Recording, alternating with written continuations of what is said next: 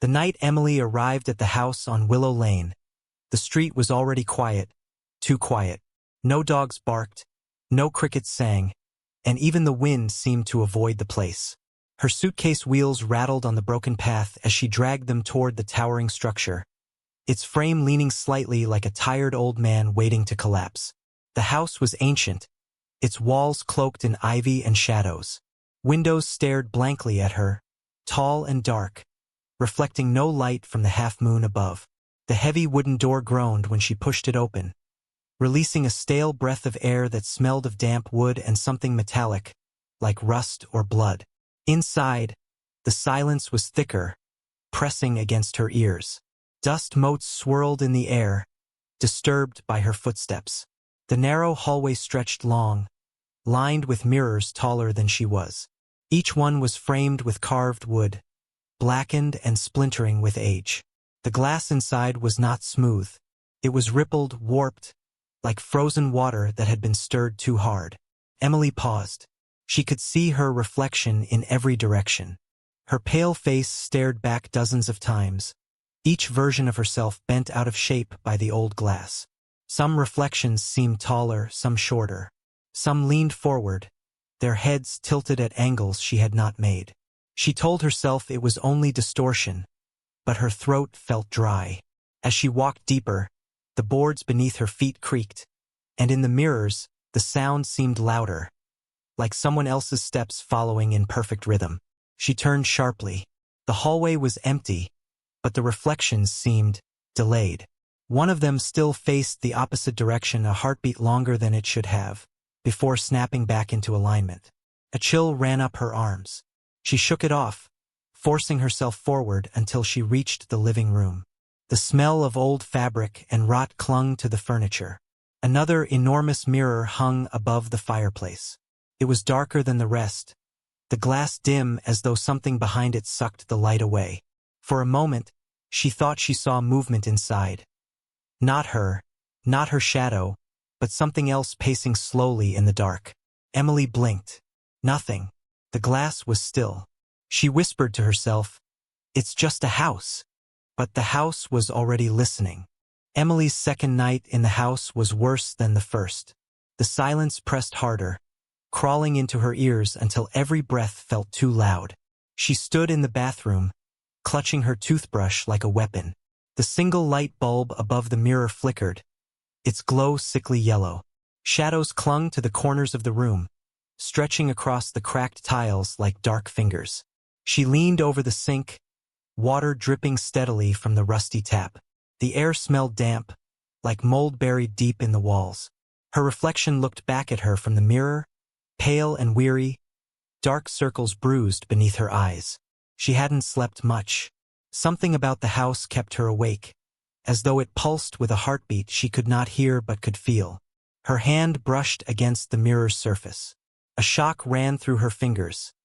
It was ice cold, colder than glass should ever be. She jerked her hand back, staring. Then she froze. Her reflection didn't move. Emily blinked, heart hammering.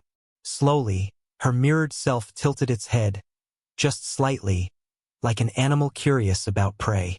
Her real head had not moved at all. The toothbrush slipped from her hand, clattering onto the sink. The sound echoed unnaturally, longer than it should have, as if the walls wanted to keep it alive. Her reflection's lips curled upward into a slow smile. Her real mouth stayed frozen. The smile was wrong. Too wide, too knowing, teeth sharp in the light. It looked almost human, but stretched, strained. A grin that belonged to something pretending to be her. Emily staggered backward until her back hit the wall. The mirror self leaned closer, pressing its hands against the glass. Its breath fogged the inside of the mirror, though the bathroom air stayed cold and still. Letters formed in the condensation on its side. Hello. Her throat closed. She couldn't scream.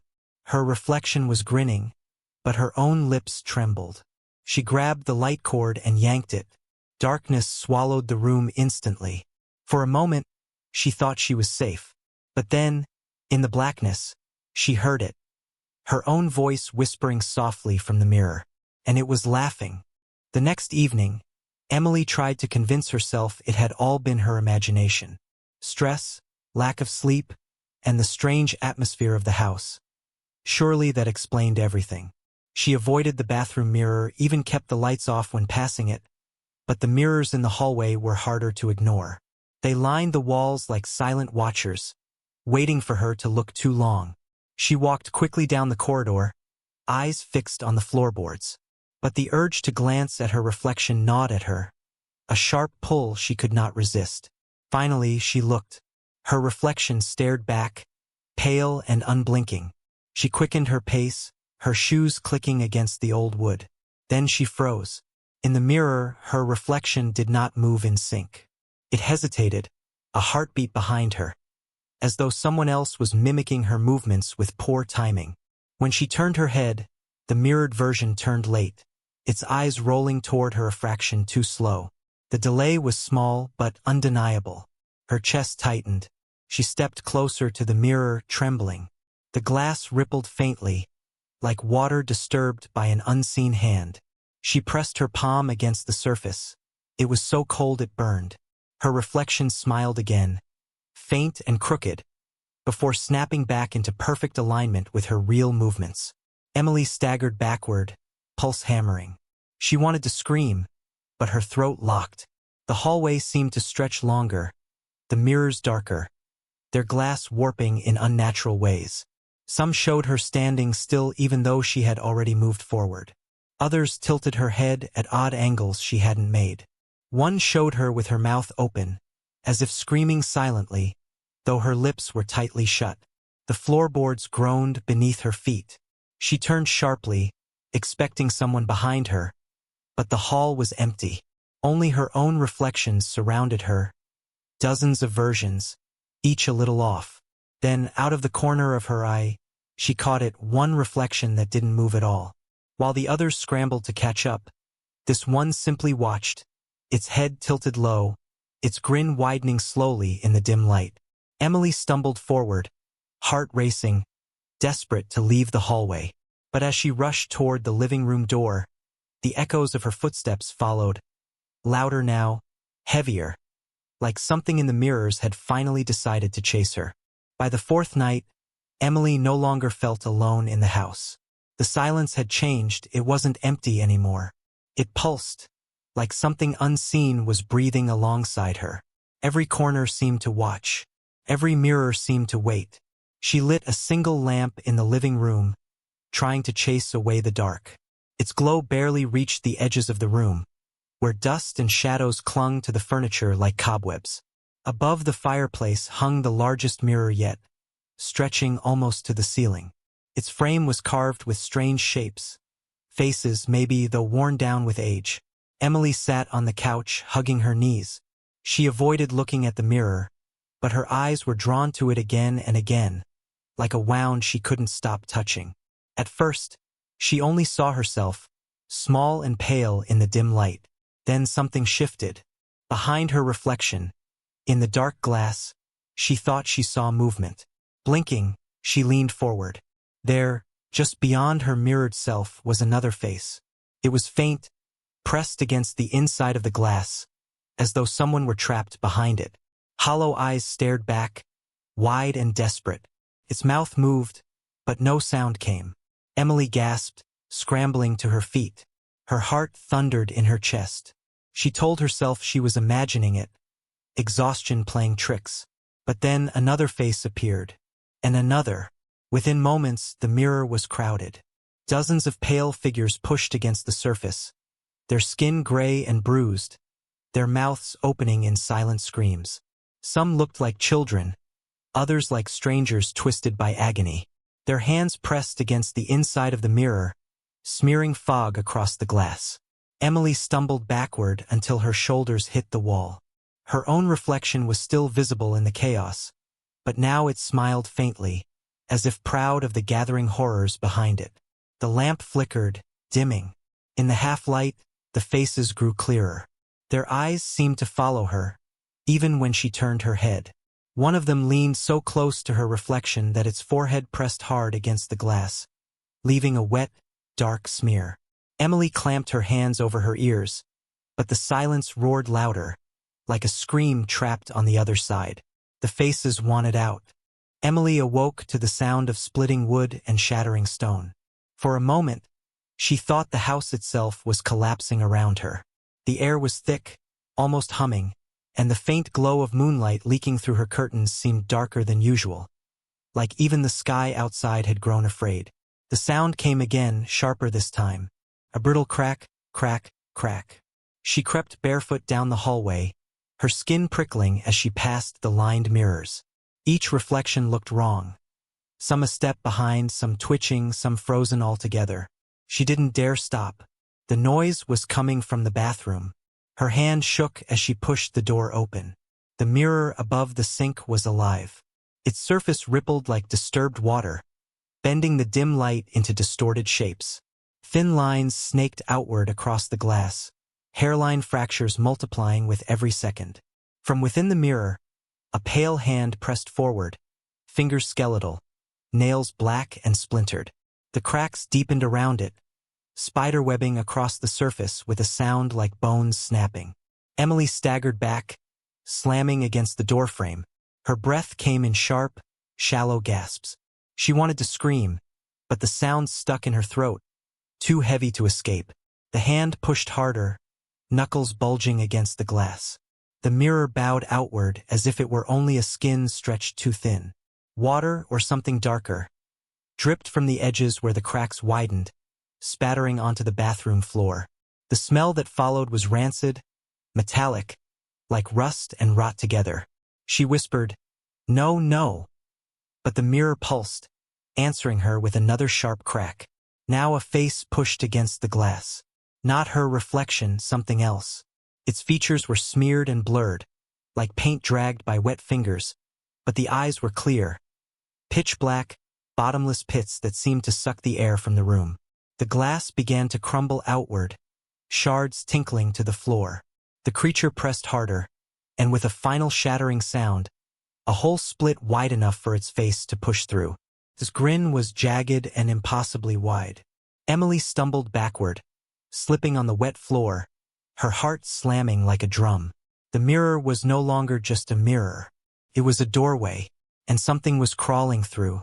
The bathroom floor was slick beneath Emily's feet as she scrambled backward, palms sliding across the wet tile.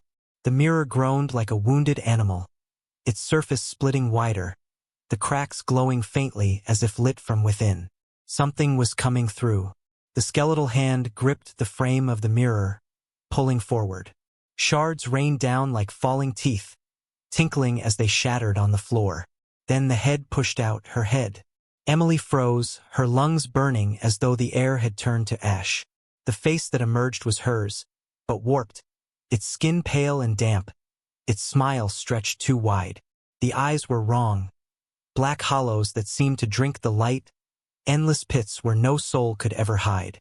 The figure dragged itself free, its body dripping with thick, dark water that pooled around its feet.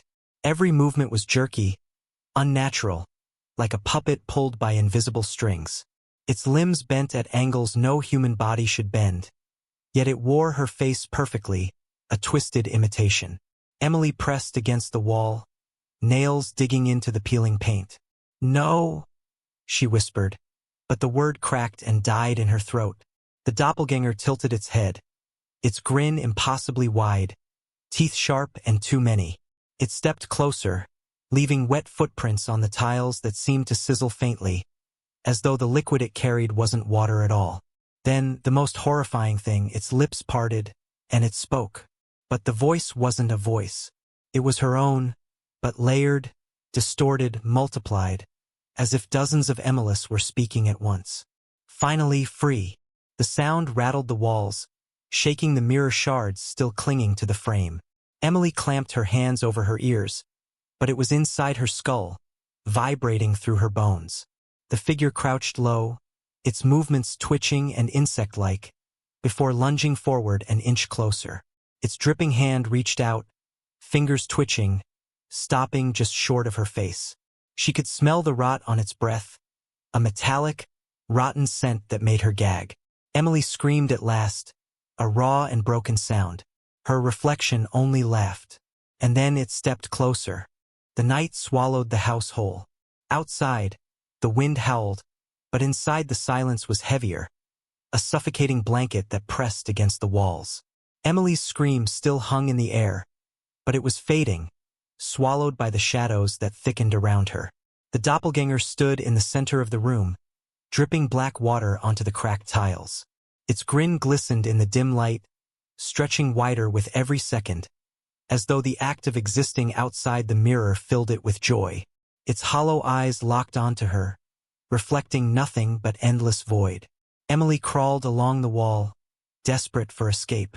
Her fingers scraped at the wooden doorframe, nails breaking as she tried to pull herself through. But the door slammed shut on its own, the knob rattling violently before going still. She was trapped. The doppelganger took slow, deliberate steps toward her, each wet footprint sizzling faintly as though burning into the floor. When it crouched low in front of her, its breath hit her face. The smell was unbearable. Rot and metal, sweet decay mixed with ash. She gagged, tears spilling from her eyes. It leaned close, lips almost brushing her ear, and whispered in her own voice, soft but layered with hundreds of echoes. "You belong here." Emily screamed again, clawing at the floor, but the shadows surged like a tide. They wrapped around her arms and legs, pinning her to the tiles. The mirror behind the doppelganger pulsed and glowed, its surface no longer cracked but smooth, clear, and alive. She thrashed, but the darkness dragged her backward, pulling her toward the mirror. Her reflection in the glass no longer matched her.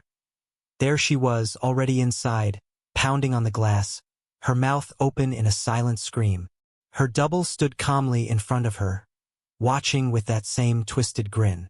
When Emily's body was yanked fully into the mirror, the glass rippled once, then stilled, sealing her inside.